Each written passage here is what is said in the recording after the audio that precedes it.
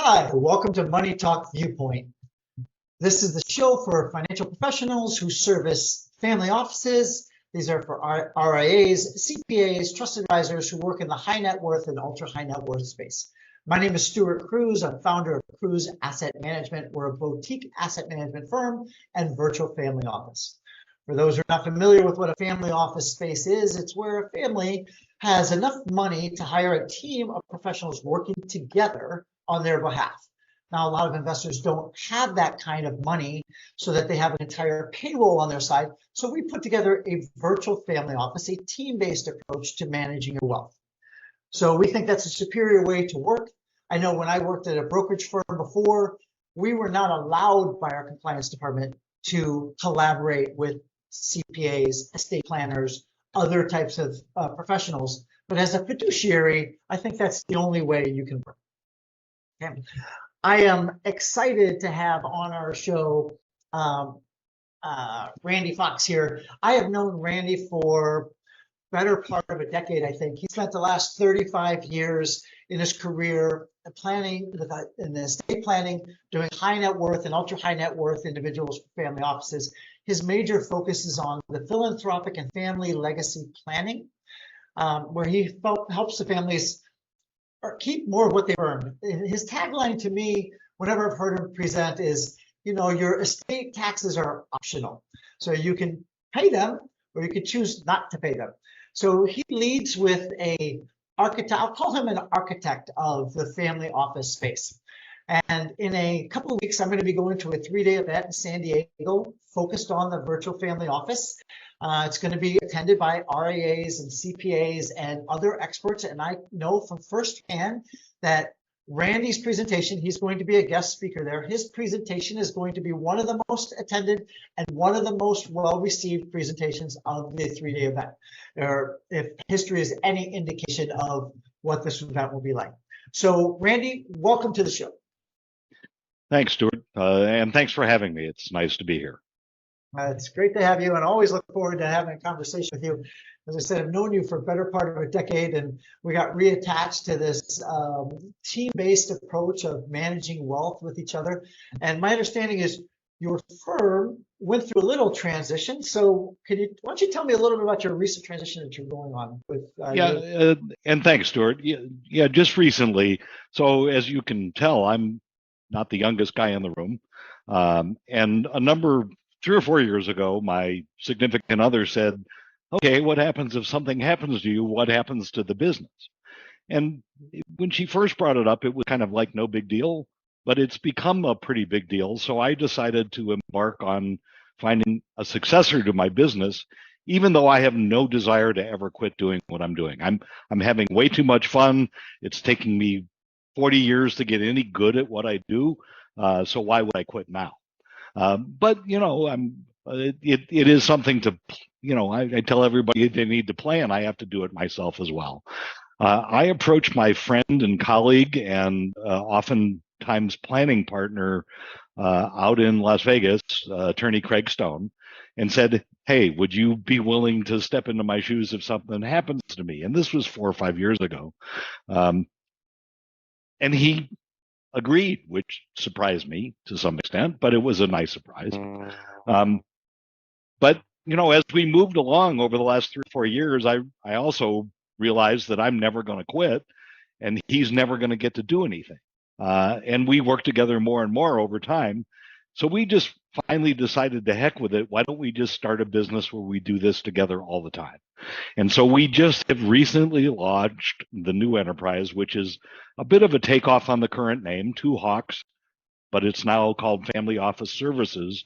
And we have an array of offerings to other family offices around the country and to RIAs and attorneys and, the network of people that we deal with in helping the high net worth families get the kind of planning they deserve and need. We think there's a vastly underserved marketplace, and we're just trying to help fill in some of that space. That sounds fantastic. Solving that hit by a bus problem, which is often how it's phrased to me, is, was on the forefront of my mind. So I know you just never know what's going to happen. So it's important to have that legacy planning, and you don't want to be the cobbler with the kids that have no shoes, right? Yeah, no, it's I've always it was one of those kind of do it one of these days when I get old. Well, Yeah, I'm kind of headed that direction. I think we kind of all are. Now, I'm super interested in discussing the distinction between, basically the architectural work and the implement side work. But before we get there, I want you to just tell me about how your journey was on getting to the high net worth space and the planning side of this. Well, it's funny because the timing is kind of profound. This is my 40th year in the financial services industry. Okay. I have a long background in entrepreneurship. I come from a family business background, and actually, every single one of my relatives is an entrepreneur. No one's ever really had a job. Um, and I started out as a traditional financial planner back in the mid 80s, serving families in my practice was in Naperville, Illinois, which was a booming, growing suburban area with a That's lot where I of grew up. a lot of young families, two incomes, a couple of kids, the very smart because of the high tech industry that was along the corridor there. So I had more PhDs and master's degrees people than you ever want to know, but they were not horribly affluent. And I just kind of always was interested in working with higher net worth families. And what I found was that I was really good at doing the planning for high net worth families and really terrible at finding them. So I sold my part of the practice to my partner. He and I still remain good friends, and um, he's continued on with my former clients. But I started a business with an attorney friend of mine where we would go to other advisors around the country and offer to help them with their high net worth families. Now, we've had a huge increase in the estate exemption over that period of time. When we started, I think it was $2.5 million a family or something like that. And it got up to five. So we would have all these $10 million families. But I think in over the course of that 4 or 5 years we worked together, we did 250 or 300 family engagements. So I would venture to say that we did more high net worth plans than maybe any firm in the country in that Wow. period of time. I don't know that anybody did any more than that. That that you know that firm sort of died off when the exemption went as high as it did, and I just kind of went out on my own and said, I just get the cases I get, and uh, I can get by doing that. But as luck would have it, and fortune smiling on me, we've managed to engage a number of significant clients over the last several years, and we just continue to do the same work, hopefully better and better. Yeah. There was 1 year where there was infinite exemption, right? There That, was yeah, you could give away your entire estate the year the owner of the Yankees died, right? so what was that year like for you? Was it I crazy? think a lot of people just weren't counting on that staying. you know, the alternative was, hey, in order to make this happen, I have to die. Yeah. I don't think a lot of people chose that option. If it happened, it happened. But my clientele tends to be, of the age where they're 55 or 60, not 80. And so I think most of them thought they were going to survive that 1 year of the free pass. Yeah. What is your line between like the high net worth? Where's your minimum? Is it Well, 10? again, we don't close the door on anybody.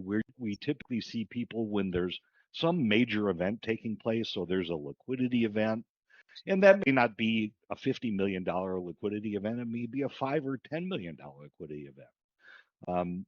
I do think that the market we serve tends to go between low end, I want to say, of $20 million. And typically, the bell curve would get us to about $150 million. Doesn't mean, we have several clients that are 250 or $300 million. But the largest underserved market that we see is between 20 and about 150. And I think, Stuart, that's because these tend to be business owners. The business might be real estate. They might have 20 pieces of real estate, but they tend to be illiquid. And so they're not interesting to the big wirehouses because they don't have money to manage. There's nothing for anybody to do. And they're pretty unapproachable for the rest of the planning world because they're not anywhere they can be found. So that tends to be who our audience is, just from an experiential standpoint. Yeah. What are some of the unique challenges when you get up? Like most of the people don't have $20 million, but I appreciate that being underserved. What are some of the unique challenges of those type of people that are at that 20 million? Right. Well, it's they break into a number of categories. First of all, they have terrible planning. They typically have estate plans that were done, when they started the business or when they first had kids. They haven't been looked at. No one's really kept up with them. So as they don't think of themselves as wealthy most Yeah. of the time because they're all their money's tied up in businesses or real estate, and it's just stuff to them. It's so they're used to living on the income that those assets produce for them. And if they're nearing kind of the end of a cycle where there's either going to sell or close or walk away or transition to the next generation, they have a whole change of, the whole outlook on how they're going to live changes. So they hit these various transition points. So I would say that's one of the challenges. They don't have sophisticated teams around them, and they don't know the planning language. So they don't even know they have a problem a great deal of the time. They're illiquid, but by and large, they have no liquidity, and they will often have the dynamic we all read about: one child in the business and three children not in the business, Yeah. and a need to divide things up fairly, whatever that means. And so, even getting them to think or talk about the subject is a challenge. And if we can get them there, then getting them to take the next steps is,